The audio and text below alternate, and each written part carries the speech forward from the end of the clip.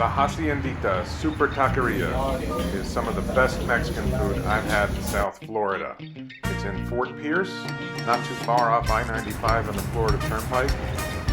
They have outdoor smokers where they prepare the meat. It's just fantastic. You're gonna love this place. I gotta see this. Oh man, that is gorgeous. That is gorgeous. Prices are pretty reasonable with a lunch combo around $8.50. You get a burrito for maybe $6.50. The ribs are spectacular. The meat is fantastic because it's smoked. This is just a great place to eat. Highly recommended if you're on your way to Orlando or up north. La Haciendita Super Taqueria.